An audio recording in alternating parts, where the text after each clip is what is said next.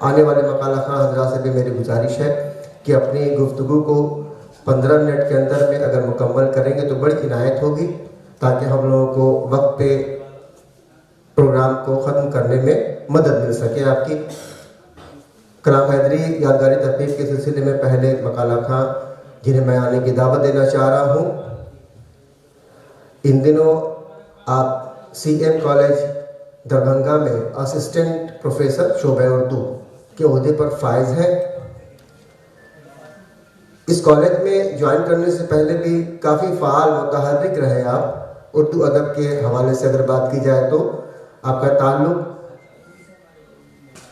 کئی معاملے میں یہ ثابت کرتا ہے، جیسے کہ اگر کہیں کہ NCPUL جو ایک بڑا ادارہ ہے، اس کے ترجمان رسالہ اردو دنیا کے آپ مدیر بھی رہ چکے ہیں، اور بچوں کے ادب سے کافی گہری دلچسپی رکھتے ہیں۔ تنقید، صحافت، ان سب سے آپ کی وابستگی رہی ہے۔ کئی کتابوں کے آپ مصنف بھی ہیں۔ دہلی اردو اکیڈمی اور اتر پردیش اردو اکیڈمی، بہار اردو اکیڈمی، ان سبھی جگہوں سے آپ کو انعامات اعزازات سے نوازا جا چکا ہے۔ میری مراد ڈاکٹر عبدالحی صاحب سے ہے، جو دربھنگا سے تشریف لائے ہیں، کہ آپ یہاں تشریف لائیں اور کلام حیدری کے سلسلے میں اپنے مقالے کو پیش کریں۔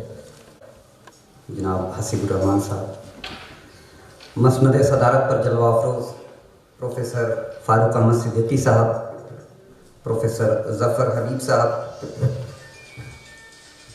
اور مقالہ خواں میں شامل پروفیسر جمیل اختر صاحب، زین شمسی صاحب،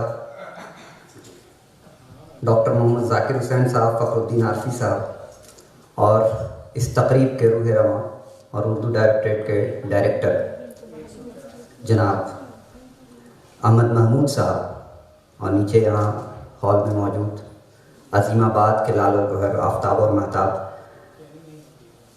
ناشاد اورنگ آبادی صاحب بھی ہیں، اور خورشید اکبر صاحب بھی۔ سب سے پہلے تو اردو ڈائریکٹریٹ کا شکریہ کہ آپ نے مجھے اس لائق سمجھا اور اس تقریب میں شرکت کرنے کی دعوت دی، اور تھوڑی تاخیر ہوئی مجھے آنے میں۔ راستے میں جس بس سے میں آ رہا تھا وہ خراب ہو گئی، اور اس کا شیشہ اچانک ٹوٹ گیا، اور وہ پھر مجھے دوسری بس بدل کر آنا پڑا۔ کلام حیدری کے حوالے سے 3-4 صفحے کا مقالہ ہے، تو میں پیش کر رہا ہوں۔ میں ان کے اداریے سے لیا گیا ایک اقتباس ہے، میں اسے پہلے پڑھتا ہوں۔ وہ لکھتے ہیں اپنے رسالے آہن میں کہ ویسے تو زندہ ہمارے وطن میں فارسی اور عربی بھی ہے، کیا اردو اسی سرد خانے میں لے جائی جا رہی ہے؟ اندازہ لگانے والے مستقبل کے بارے میں اچھے خواب دیکھتے ہیں تو وہ ہر قدم پر سیاسی رکاوٹوں سے بار بار ٹوٹتے ہیں اور بکھر جاتے ہیں۔ ہم نالندہ جیسی تاریخ بننے والے ہیں کیا؟ ہم جو ہندوستان کو جنت نشان کہتے ہیں، تو کیا ہماری گویائی، ہمارے حروف، ہمارے الفاظ، ہماری تہذیب، ہمارا ورثہ سب کے سب اتنا کچھ کہہ دینے سے محفوظ ہو سکتے ہیں؟ اتنا کچھ اس صفحے پر اس لیے رقم کیے دیتے ہیں کہ آئندہ آنے والی نسلیں ہماری فکر کا اندازہ کر سکیں اور ہماری بے عملی اور انفعالی کیفیت کا اندازہ کر سکیں۔ یہ اقتباس رسالہ آہن کے اداریے سے لیا گیا ہے، جس میں کلام حیدری کا اردو زبان و ادب کے تئیں درد جھلک رہا ہے، اور ان کے جملوں سے یہ ظاہر ہوتا ہے کہ جو کچھ انہوں نے 50-60 برس قبل لکھ دیا تھا وہ کتنا درست ہے، اور ایسی ہی صورتحال کا سامنا آج ہم سب کر رہے ہیں۔ اردو زبان کی حالت کسی سے ڈھکی چھپی نہیں ہے، اور اس سلسلے میں سنجیدہ پیش رفت کی ضرورت ہے، اور یقیناً اردو ڈائریکٹریٹ کی کوششیں لائق ستائش ہیں کہ وہ اپنے اکابرین کو خراج عقیدت بھی پیش کرتے ہیں، لیکن ان کا سب سے زیادہ اہم کام یہ ہے کہ وہ غیر اردو داں حضرات کو اردو رسم الخط اور اردو زبان سکھا رہے ہیں، اور اردو کی اصل خدمت یہی ہے۔ اردو اگر زندہ رہے گی تو آنے والی نسلوں کی وجہ سے رہے گی، اردو اگر زندہ رہے گی تو رسم الخط جاننے والا اگر اردو والا موجود رہے گا تبھی اردو آنے والے دنوں میں زندہ رہے گی۔ اور فروغ اردو سیمینار بھی ضلع سطح پر ہوتا ہے، لیکن میری ایک درخواست ہے کہ اگر اس طرح کی کوششیں ضلع سطح پر بھی ہوں اردو سکھانے کی تو یقیناً اس کے مثبت نتائج برآمد ہوں گے۔ ادب اور صحافت کے حوالے سے ڈیڈیکیشن یا ایک جو ہوتا ہے جذبہ، وہ سب ہم جانتے ہیں، چاہے رضا نقوی واہی کی بات ہو، کلام حیدری کی بات ہو، یا اور دوسرے اکابرین کی، سب نے اپنے اپنے حصے کا کام کیا ہے۔ اب ہمارا وقت ہے اور ہمیں کتنا کرنا ہے، کیا کرنا ہے، یہ ہم سب کو اپنا محاسبہ کرنے کی ضرورت ہے۔ اردو ادب اور صحافت کو پروان چڑھانے میں بہت سارے ادیبوں شاعروں کا حصہ رہا ہے۔ کچھ لوگوں کے حصے میں بہت زیادہ شہرت اور ناموری آئی تو کچھ گمنام رہے۔ کچھ ایسے بھی تھے جو اپنے دور میں بہت مشہور و مقبول رہے، لیکن بعد میں وقت کی گرد نے ان کی یاد کو دھندلا کر دیا۔ ایسی ہی شخصیات میں کلام حیدری کا نام بھی شامل ہے، جنہوں نے ادب اور صحافت کی خدمت کے لیے اپنی پوری زندگی وقف کر دی، لیکن آج قومی سطح پر جب بات کی جاتی ہے تو اردو کے بہت سارے اسکالر اور اساتذہ ان کے نام سے بھی ناواقفیت کا اظہار کرتے ہیں، جبکہ ایک دور ایسا تھا کہ ملک کے نامور افسانہ نگار اور ناقدین کلام حیدری کے رسالوں میں شائع ہونا باعث افتخار سمجھتے تھے۔ انہوں نے اردو صحافت کے فروغ میں بڑھ چڑھ کر حصہ لیا اور مسلسل 22 برسوں تک ہفتہ وار مورچہ اور ماہنامہ آہنگ کے ذریعہ اردو زبان و ادب کی خدمت کرتے رہے۔ کلام حیدری ایک معروف افسانہ نگار ہونے کے ساتھ ساتھ ایک نیڈر اور بے باک صحافی بھی تھے۔ وہ بے مثال تخلیقی و تنقیدی صلاحیتوں کے حامل تھے۔ ان کے افسانوں کے 4 مجموعے منظر عام پر آئے، بے نام گلیاں، صفر، الف لام میم اور گولڈن جوبلی۔ یہاں ایک بات اور بتا دوں کہ اس حوالے سے بہت سارے کام بھی ہوئے ہیں۔ شہزاد انجم صاحب نے مونوگراف لکھا ہے، ارتضیٰ کریم صاحب نے ان کے افسانوں کا انتخاب شائع کیا ہے، اور ماہنامہ سہیل نے بھی کلام حیدری کے حوالے سے خصوصی نمبر شائع کیا تھا، جس کی ادارت علیم اللہ حالی صاحب نے کی تھی، اور بھی سید احمد قادری صاحب نے بھی لکھا ہے۔ لیکن ان میں جتنے بھی افسانے ہیں تو ان سب کو جوڑ کے جو تعداد نکلتی ہے وہ 58 کے قریب ہے۔ سید احمد قادری صاحب سے میری بات ہوئی، شہزاد انجم صاحب سے بھی بات ہوئی، تو سب سے بات کرنے کے بعد بتایا کہ 12-14 افسانے ان کے ایک رسالہ آل انڈیا ریڈیو سے آواز نکلتا تو اس میں بھی شائع ہیں، لیکن ابھی تک کسی نے بھی صحیح تعداد نہیں بتائی ہے۔ ارتضیٰ کریم صاحب نے اپنی کتاب میں جو ترتیب کی اس میں لکھا ہے کہ 200 سے 250 افسانے لکھے ہیں۔ ان کے آہنگ کے کئی شمارے میں نے دیکھے اور تمام افسانی مجموعوں کو دیکھا، لیکن مشکل سے یہ تعداد 100 تک پہنچتی ہے۔ جو میرا اپنا یہ ہے تو اس میں 74 افسانے آتے ہیں۔ اگر کچھ اور بھی جوڑ لیا جائے کہ کچھ شمارے مجھے آہنگ کے نہیں مل سکے تو میرا خیال ہے کہ وہ 80 ہو، 85 ہو یا 90 ہو، لیکن پتہ نہیں کیسے ارتضیٰ کریم صاحب نے اسے 200 سے 250 بتایا ہے۔ اس حوالے سے تحقیق کی ضرورت ہے۔ اردو افسانے کی تاریخ میں جو ان کا مقام ہے اس حوالے سے قاضی عبید الرحمن ہاشمی صاحب کا ایک بیان ہے، وہ میں پڑھ رہا ہوں۔ کلام حیدری کے افسانے محض تفریح طبع کا سامان نہیں بلکہ بیشتر پیچیدہ، گہری اور دور رس حقیقت کے انکشاف کا ذریعہ ہوتے ہیں۔ انہوں نے ہمارے عہد کی مخصوص حیثیت، نفسیاتی رویوں اور تضادات کا عرفان حاصل کیا ہے اور ایک فکری سادگی کے ساتھ ان کو لفظوں کے سانچے میں ڈھال دیا ہے۔ اب کچھ صحافت کی باتیں اور ان کی جو دوسری سرگرمیاں ہیں اس حوالے سے۔ 20ویں صدی کی شروعات سے ہی ہندوستانی معاشرے میں سیاسی بیداری کی جو لہر اٹھ رہی تھی اس نے تمام شعبہ زندگی کے ساتھ ساتھ ادبی میدان میں بھی کافی تبدیلیاں کی۔ سارے جہاں میں اشتراکیت اور عوامی انقلاب کی لہر پھیل چکی تھی۔ بچے، بزرگ اور جوان سبھی اس نئی تحریک اور احتجاج کا حصہ بن چکے تھے۔ ترقی پسند تحریک کا شور ہر طرف بلند ہو رہا تھا۔ اس تحریک نے دنیا کی تمام زبانوں کے ساتھ ساتھ اردو زبان و ادب پر بھی کافی اثرات مرتب کیے۔ اس عالمگیر تحریک کا اثر کلام حیدری کی تحریروں میں صاف طور پر دیکھا جا سکتا ہے۔ کلام حیدری بہار کے انجمن ترقی پسند مصنفین کے سرگرم کارکن تھے۔ انہوں نے 1949 کی انجمن ترقی پسند مصنفین کی آل انڈیا کانفرنس میں بحیثیت مندوب شرکت بھی کی تھی، اور اس کانفرنس میں کرشن چندر فراق، رام لال، گیان چند جین، گوپی چند نارنگ، علی سردار جعفری، ساحر لدھیانوی، شمس الرحمان فاروقی، عالیہ احمد سرور جیسے اردو ادب کے اہم ادیبوں، شاعروں اور دانشوروں نے بھی شرکت کی تھی۔ کلام حیدری دوستوں کے دوست تھے اور دشمنوں کے دشمن۔ جس سے دوستی رہی اس کے ساتھ خوب نبھائی، اور جس سے ناراض رہے تو اس کے افسانے شائع کرنے سے انکار کر دیا، یہاں تک کہ گھر پر ملنے آئے مہمان سے اس کی خیریت تک نہیں دریافت کی۔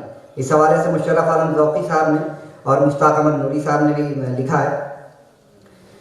ماہنامہ سہیل کا جمیل مظہری نمبر جب وہ ترتیب دے رہے تھے تو عالیہ احمد سرور سے ایک مضمون کی درخواست کی گئی تھی اور انہوں نے وعدہ بھی کیا تھا، لیکن کچھ مصروفیات کی وجہ سے وہ مضمون نہیں بھیج سکے، تو سرور صاحب کے نام سے جو منسوب صفحات تھے وہ خالی رہے اور انہوں نے وہ رسالہ ویسے ہی چھاپ دیا۔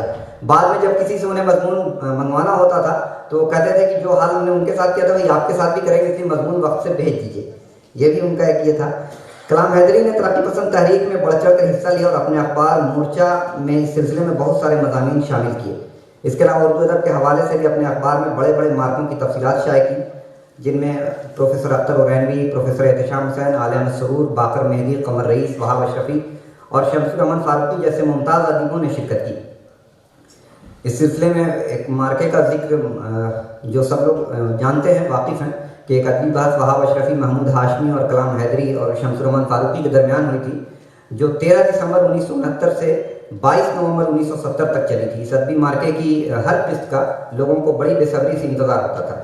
ایک جو کام کلام حیدری کا ہے جو انہیں ایک ممتاز حیثیت عطا کرتا ہے یا ایک انفرادیت عطا کرتا ہے وہ یہ ہے کہ انہوں نے ہفتہ وار مورچہ کی شروعات کی تھی جو چین کے ہندوستان پر حملے کے بعد سیاسی نقطہ نظر سے کیا گیا تھا۔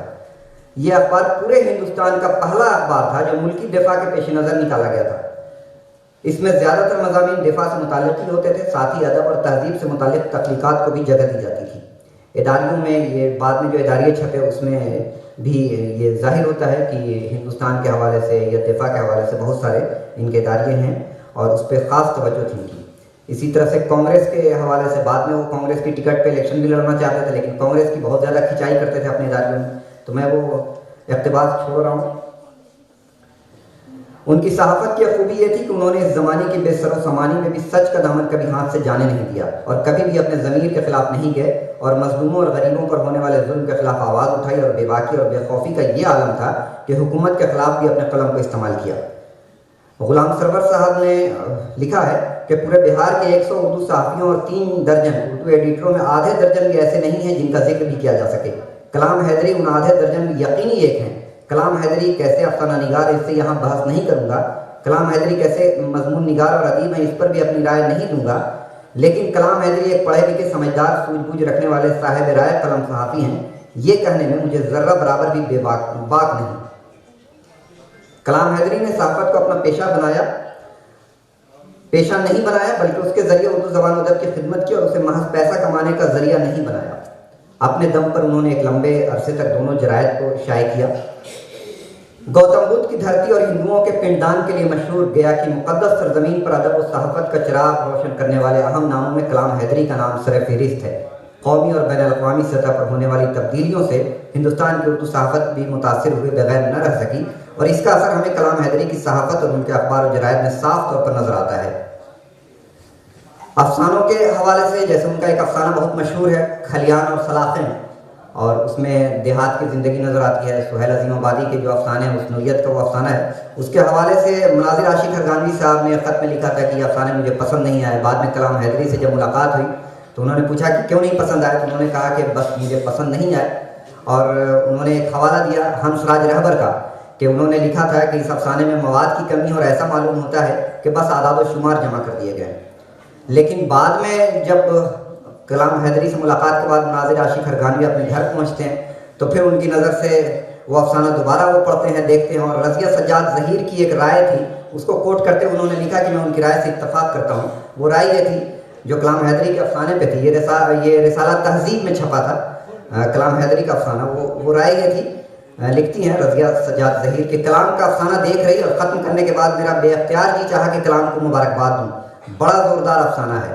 یہ افسانہ دیکھ کر مجھے کس قدر خوشی ہوئی، ہمارے یہاں کیسا کیسا ٹیلنٹ موجود ہے، کیسے جواہرات ہیں جن کی چمک دمک ہم نے ابھی دیکھی ہی نہیں۔ کلام کو میری طرف سے پیار اور دعا، میرا دل تو چاہتا ہے کہ اس افسانے کی تعریف کیے جاؤں، حالات کی کتنی اچھی عکاسی کی ہے، کیسی پیاری زبان، عوام کا کتنا گہرا درد اور ان کی کیسی صحیح انڈرسٹینڈنگ، ہماری تحریک اور ہمارے ادب کو ایسے لکھنے والوں کی بڑی ضرورت ہے۔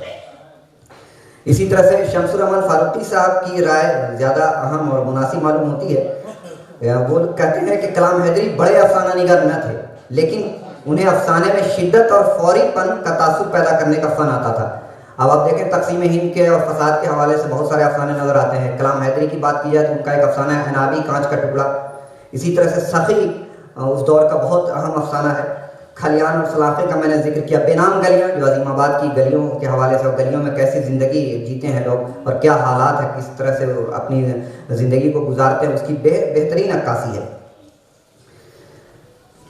کلام حیدری کی زندگی کافی نشیب و فراز سے بھری ہوئی ہے۔ اپنی پیدائش سے قبل وفات پا جانے والی ان کی بہن کی بات ہو یا پھر گوالن میاں کی باتیں، ان سب کو بیان کرنے میں کلام حیدری نے افسانوی اسلوب اختیار کیا ہے۔ اسی طرح ان کے حالات زندگی پڑھنے سے یہ بھی واضح نہیں ہو پاتا کہ وہ تقسیم ملک کے وقت اکیلے بنگلہ دیش کے رنگ پور کیوں چلے گئے اور وہاں ایک ہوٹل کھول لیا اور ہوٹل کے بعد کچھ دنوں تک سنیما ہال میں کام کیا اور پھر اچانک واپس آ گئے اور رانچی میں اپنے والد کے یہاں قیام رہا، تعلیم پھر سے شروع کی اور یہاں پھر رانچی میں اسٹوڈنٹ فیڈریشن سے جڑ گئے اور ان کو جیل میں ڈال دیا گیا۔ 1950 کا زمانہ تھا اور جب 26 جنوری 1950 کو جس دن جمہوریت کا سورج طلوع ہو رہا تھا تو اس دن وہ جیل کے اندر تھے، سلاخوں کے پیچھے تھے اور وہ لکھتے ہیں بعد میں کہ 26 جنوری جب کہ ہندوستان میں جمہوریت کے قیام کا اعلان کیا جا رہا تھا تو مجھ جیسے محب وطن جیل کی سلاخوں میں بند تھے. ہم نے ہندوستان میں جمہوریت کے پہلے دن کے اس سورج کو نکلتے نہیں دیکھا جس کے لیے 1942 میں 9ویں کلاس کے لڑکے نے اسکول کا گیٹ توڑا.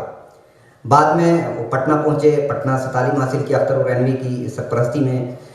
پورنیہ کالج میں انہوں نے ملازمت شروع کی اور پھر ملازمت سے استعفیٰ دے کر اپنے سسر کے مالی تعاون سے پائپ اور اسٹون چپس کا کارخانہ شروع کر دیا. تو یہ بہت عجیب و غریب زندگی ہے کہ آدمی ملازمت کے حصول کے لیے کتنی کوششیں کرتا ہے اور جب مل گئی تو پھر بعد میں 3-4 سال کے بعد انہوں نے چھوڑ دیا. اس دوران میں ایک بات یہ بھی گونج رہی تھی کہ اختر الرحنوی صاحب نے پٹنہ یونیورسٹی میں اپنے 3 ہونہار شاگردوں کے لیے جگہ نہیں نکالی جن میں ایک کلام حیدری, دوسرے شکیل الرحمان اور تیسرے غلام سرور کے نام شامل تھے. اسی طرح سے کلام حیدری کے کچھ اور واقعات ہیں کہ کسی نے ان سے پوچھا کہ بھائی سنا ہے کلام صاحب آپ نے شادی میں 1 لاکھ روپے لیے ہیں, تو انہوں نے کہا نہیں آپ نے غلط سنا ہے, میں نے تو 7 لاکھ لیے ہیں. اور وہ بتا رہے تھے کہ میرے سسر 1 لاکھ کے, سالہ 1 لاکھ کا, سالی 1 لاکھ کی. وہ ایک واقعہ ہے, اس کو یہیں پہ روکتے ہیں. اپنے افسانوی مجموعوں کا انتصاب بھی انہوں نے اپنے خسر کے نام ہی کیا تھا. ان کے خسر ڈاکٹر ابوالخیر گیا کے مشہور معالج تھے اور ان کے ہی کہنے پر انہوں نے ملازمت سے استعفیٰ دیا. غیاث احمد گدی سے بہت اچھی دوستی تھی. غیاث احمد گدی کلام صاحب کے کارخانے کے لیے لوہے کا تار سپلائی کرتے تھے اور کبھی کبھی اس تار والے ٹرک پر ہی بیٹھ کر کلام حیدری کے یہاں گیا پہنچ جاتے تھے اور کلام حیدری نہیں بھی رہتے تھے تو ان کی اہلیہ سے وہیں جا کے نہانا دھونا اور وہیں رہنا سہنا کلام صاحب کے کپڑے وہ پہنتے تھے. اور ایک دن وہ آئے تو کلام صاحب ملے نہیں تو ایک کاغذ پہ پرزہ لکھ کر ایک نوکر سے بھجوایا کہ بھابھی آپ کا بندہ اور پھر ہوں گندا. تو جلدی سے پھر ان کو کلام صاحب کے کپڑے وپڑے دیے گئے, نہانے کا انتظام کیا گیا. تجارت میں کچھ دنوں تک تو انہوں نے کافی ترقی کی اور لیکن ان کے اندر کا جو افسانہ نگار ہے, جو صحافی ہے, وہ ہمیشہ بیدار رہا. کچھ دنوں تک ان کا قلم خاموش رہا لیکن بعد میں وہ پھر واپس آتے ہیں. اردو تحریک کے حوالے سے بڑا نام ہے. اردو زبان کو دوسری سرکاری زبان کے طور پر درجہ دلانے میں ان کی بڑی کوششیں شامل ہیں. مگد یونیورسٹی کا قیام ہوتا ہے, یونیورسٹی کے سینیٹ اور دوسری کمیٹیوں میں وہ شامل تھے. شعبہ اردو کے قیام کے لیے بھی بہت کوششیں کی. اسی طرح سے ذوقی صاحب نے ایک واقعہ بیان کیا ہے کہ ذوقی صاحب سے جب ملاقات ہوئی تو کلام حیدری ان دنوں عبدالصمد صاحب, حسین الحق صاحب, شوکت حیات, انور خان علی امام, خورشید حیات, ان سب کے افسانے مسلسل شائع کرتے تھے, اہتمام سے شائع کرتے تھے. ان کا تعارف بھی دیتے تھے. اور ذوقی صاحب کو بھی انہوں نے کہا کہ بھائی آپ اپنی کچھ کہانیاں بھیج دیجیے. اور جب مشرف علم ذوقی نے اپنی 6-7 کہانیاں بھیج دیں تو پھر انہوں نے یہ کہہ کر واپس کر دی کہ اتنی ساری کہانیاں میں تاب نہیں لا سکتا اس لیے واپس کر رہا ہوں. یہ بھی ایک عجیب ہے کہ خود ہی انہوں نے کہا اور پھر بعد میں واپس بھی کر دیا. اسی طرح سے تبصرہ نگاری کی جو بات ہے, صحافت پہ, افسانہ نگاری پہ بات کرتے ہیں لیکن تنقید پہ یا ان کی ترجمہ نگاری پہ یا ان کی کتاب ادب اور تصوف پہ اس پہ بہت کم گفتگو ہوتی ہے. اب آپ دیکھیں کہ شفیع مشہدی صاحب کے افسانوی مجموعے شاخ لہو پر تبصرہ وہ کرتے ہیں. لکھتے ہیں کہ شاخ لہو کے اضافت کو برداشت کر لینے کے بعد تبصرہ کرتے ہوئے ایک مسرت کا اظہار ضروری سمجھتا ہوں کہ اپنے قبیلے میں ایک اور فرد کا خوشگوار اضافہ. اسی طرح سے پٹنہ میں بہار اردو اکیڈمی کا ایک سیمینار ہو رہا تھا جو حضرت موہانی پر, وہ واقعہ بہت مشہور ہے, میرا خیال اس کو دہرانے کی ضرورت نہیں ہے, چشتی اور چستی والا. میں جو بتانا چاہ رہا ہوں کہ اس کے بعد ایسا نہیں کہ اس سیمینار تک ہی محدود رہا معاملہ اور کلام حیدری نے عنوان چشتی کی پکڑ کی تھی کہ بھائی آپ غلط پڑھ رہے ہیں. اس کے بعد جب انہوں نے ایک کتاب پر تنقید کر رہے تھے, وہ لکھ رہے تھے, تبصرہ کر رہے تھے, تو علی احمد فاطمی صاحب کی کتاب تھی تاریخی ناول فن اور اصول چھپی تھی. تو کلام حیدری صاحب نے تبصرہ کرتے ہوئے لکھا تھا کہ اس قسم کے موضوعات پر لکھنا ہی دراصل قلم کا جوہر دکھانا ہے, ورنہ تنقیدی مضامین کے مجموعے نے بہت ریڈر اور پروفیسر بحال کرائے اور انہوں نے یونیورسٹی لائبریریوں میں بے شمار تحقیقی مقالوں کو اس لیے دفن کر دیا کہ ان کے پوسٹ مارٹم سے بہت سے ادبی جرائم کا پتہ چل جائے گا. اردو میں خدا کے فضل سے جہاں پروفیسروں کی قوم میں قابل مستند ذہین ادبی محققین اور نقاد ہیں, وہاں چند ایسے مقالہ ساز بھی موجود ہیں جو زندگی بھر کسی ایک شاعر پر بھی بزور مقراض لکھ لیں تو سیمینار کسی شاعر کے متعلق ہو, وہ اسی مضمون کے ذریعے محض شاعر کا نام بدل کر اور کچھ نمونہ کلام دے کر کئی سیمینار سنبھال لیتے ہیں. یہ علی احمد فاطمی کی کتاب پہ تبصرہ کرتے ہیں. بزور مقراض جو انہوں نے لکھا ہے, یہ آج کے دور میں اگر ہم اس کو کہیں تو کٹ پیسٹ یا کاپی پیسٹ کا نام دے سکتے ہیں. بس اسی طرح سے چندر بھان خیال کے شعری مجموعے پر انہوں نے تبصرہ کرتے ہوئے لکھا تھا کہ اس شعری مجموعے کو غور سے پڑھنے کا مجھ میں حوصلہ نہیں پیدا ہو سکا. پروفیسر علیم اللہ حالی صاحب جو بڑی عقیدت رکھتے تھے کلام حیدری سے اور ابھی بھی ہے ظاہر ہے، تو ان کے شعری مجموعے سفر جلتے دنوں کا میں لکھتے ہیں دراصل شاعری کو سمجھنے کے لیے نیم مجنونانہ نیم وحشیانہ بلکہ کسی حد تک احمقانہ کیفیت کا ہونا ضروری ہے. یہ علیم اللہ حالی صاحب نے اپنے شعری مجموعے کے پیش رفت میں لکھا تھا. تو کلام حیدری صاحب نے تبصرہ کیا کہ بدقسمتی سے ان تینوں میں سے ایک کیفیت بھی مجھے میسر نہیں. اسی طرح سے عزیز احمد کی کتاب اقبال نئی تشکیل اور وزیر آغا کی کتاب تصورات عشق و خرد، وزیر آغا کی کتاب پر کلام حیدری نے بھرپور تبصرہ کیا تھا اور وہ لکھتے ہیں کہ وزیر آغا کی کتاب وہ واحد کتاب ہے جو مجھے بہت دنوں کے بعد پسند آ سکی، اور اس کتاب سے پہلے میں جو تھا وہ اب نہیں ہوں، مجھ میں ایک زبردست تبدیلی آئی ہے. اقبال کی شاعری کو خانہ کعبہ کا غلاف اڑانے والے اتنی زیادہ تعداد میں ہیں کہ غلاف کی زیارت کے سوا کچھ حاصل ہی نہ ہو سکا. اقبال پر خدا اور قرآن دونوں اپنا سایہ کیے رہے. فلسفہ اور تہذیب کے شعور پر قرآن کا سایہ کیے رہنے والے نقادوں نے اقبال کو شاعروں کی فہرست ہی سے خارج کر دینے کی مہم چلا رکھی ہے، اور کلاس روم سے لے کر سیمینار سمپوزیم تک اقبال سر سید سے زیادہ بڑی داڑھی لگائے نظر آئے. اگر اقبال کی شاعری محض قرآن کی تفسیر یا تشریح ہے تو پھر مودودی شاعر کیوں نہیں؟ یہ ایک جو اقبال کے حوالے سے انہوں نے تبصرہ کیا ہے وہ یہ تھا. اور اس تبصرے میں یہ بھی ذکر تھا کہ کلیم الدین احمد تک کے بس کی بات بھی نہیں معلوم ہوتی جو سارے انگریزی کے شاعروں سے اقبال کو موازنہ کرنا چاہتے ہیں اور مغربی نقادوں کی سند کے بغیر اقبال کو عالمی ادب میں کوئی مقام دینے کو تیار نہیں. ایک بس لاسٹ ہے یہ. اسی طرح سے پروفیسر عبد المغنی صاحب 1977 میں انجمن ترقی اردو بہار کے صدر بنے تھے تو کلام حیدری کو جنرل سیکریٹری منتخب کیا گیا تھا، اور اس دوران ان دونوں نے مل کر اردو تحریک کے لیے یا اردو کو دوسری سرکاری زبان بنانے میں بڑا اہم کردار ادا کیا تھا. اردو کو 1980 میں دوسری سرکاری زبان بنوانے میں ان دونوں کا ہاتھ رہا. بعد میں اسی طرز پر اتر پردیش میں بھی قانون بنایا گیا. پھر رانچی میں ایک کانفرنس کا انعقاد ہوا تھا، اس میں بھی کلام حیدری نے اردو زبان کے ساتھ ساتھ دوسری علاقائی زبانوں کے مطالبات رکھے، اور اس کا اثر یہ ہوا کہ مقامی لیڈران نے اردو کے حق میں آواز بلند کی.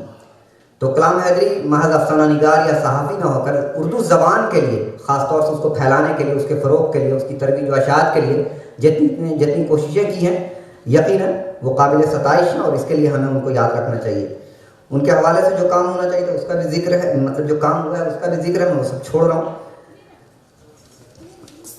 بس ایک آخری میں یہ کہ علیم اللہ حالی کے اس بیان پر میں اپنے اس مقالے کو ختم کرتا ہوں کہ جو انہوں نے ان کی وفات کے بعد کہا تھا یا دیا تھا: دوسروں کو اعزاز و احترام بانٹنے والا، اب ادب دوست، شاعر و ادیب کی سماجی حیثیت کو بلند کرنے والا کلام حیدری جس طرح بے نیازانہ اس دنیا سے رخصت ہو گیا وہ خود ہمارے لیے ایک درس ہے. ان کا طریقہ حیات ہمیں بتاتا ہے کہ ادبی تخلیق انعام و اعتراف کی محتاج نہیں ہوتی، یہ خود ایک بڑا انعام ہوتی ہے جو قدرت ہمیں عطا کرتی ہے. ان کی زندگی ایک سوئی کی طرح رہی جو ہمیشہ دوسروں کے لیے لباس تیار کرتی ہے مگر خود بے لباس رہتی ہے. بہت بہت شکریہ. ڈاکٹر عبدالحی صاحب، بیچ میں ہی وقت کی کمی کی وجہ کر مجھے آپ کو کہنا بھی پڑا. ہم لوگ بخوبی واقف ہیں کہ جب آپ لوگ کلاس میں کھڑے ہوتے ہیں تو 50 منٹ کیسے گزر جائے پتہ ہی نہیں چلے گا.